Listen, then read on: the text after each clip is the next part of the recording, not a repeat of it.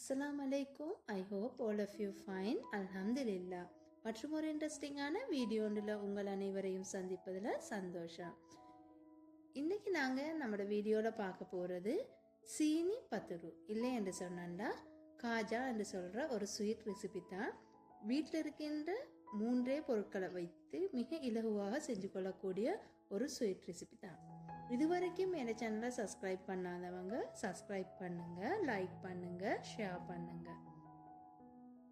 காஜா செய்வதற்கு நான் இந்த இடத்துல 400 கிராம் கோதுமை மாவு எடுத்துக்கிறேன். அதோடு சேர்த்து 1.5 டீஸ்பூன் உப்பு சேர்த்துக்கொள்கிறேன். சேர்த்துக்கொண்டு இந்த மாவை கொஞ்சம் கிளறி விட்டுட்டு சாதாரண தண்ணியில் நான் இந்த மாவை பிசைஞ்சு எடுக்கிறேன்.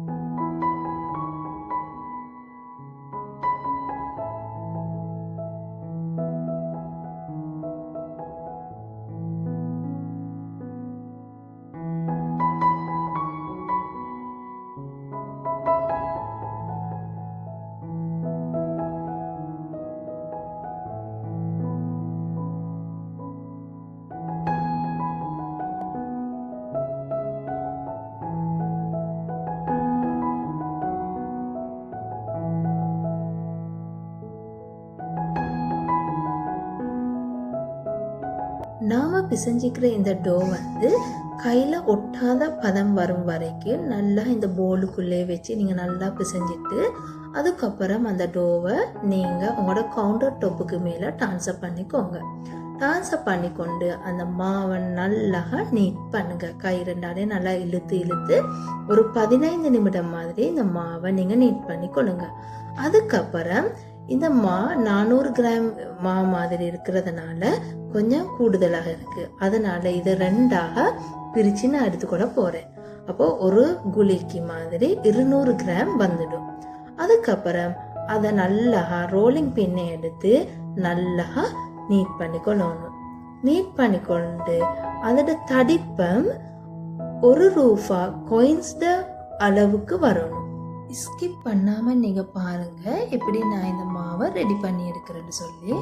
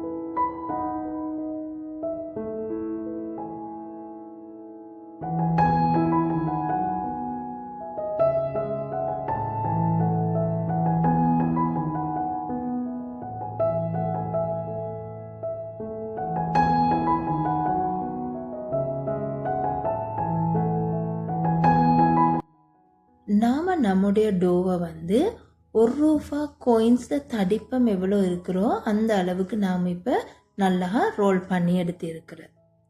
இதுக்கப்புறம் இதுக்கு மேலால் நாம் பட்டர் அப்ளை பண்ண போகிறோம். உங்கள்கிட்ட பட்டர் இருக்கிறன்னு சொன்னால் நீங்கள் பட்டர் அப்ளை பண்ணுங்கள். இல்லைன்னு சொன்னால் உங்களுக்கு சாதாரண ஏதாவது நீங்கள் யூஸ் பண்ணுற ஆயிலாக இருந்தாலும் அப்ளை பண்ணிக்கொள்ளும். இல்லைன்னு சொன்னா நெய் இருந்தால் நீங்கள் நெய் கூட அப்ளை பண்ணிக்கொள்ளும். நல்லா முழு மாவுலையும் படுற மாதிரி நீங்கள் பட்டர் அப்ளை பண்ணினதுக்கப்புறம் நீங்கள் என்ன செய்யுங்கன்னா இது மாதிரி சுருட்டிக்கோங்க. உங்களோட டோவை நல்லா சுருட்டி கொண்டு கொஞ்சம் நீட்ட வாக்குக்கு இழுத்து கொடுங்க. இழுத்து கொண்டு தேவையான அளவு நீங்கள் சின்ன சின்ன துண்டுகளாக கட் பண்ணி எடுத்துக்கோங்க.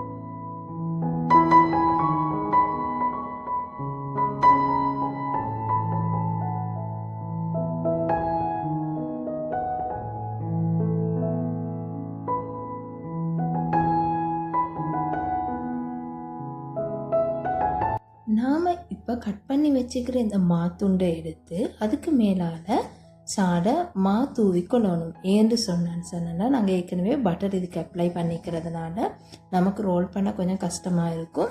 அதனால் நீங்கள் மேலுக்கால சாடை கோதுமை மாவை தூவி கொண்டு இப்படி நீங்கள் கொஞ்சம் ரோலிங் பின்னை வச்சு அழுத்தி ரோல் பண்ணி கொடுங்க.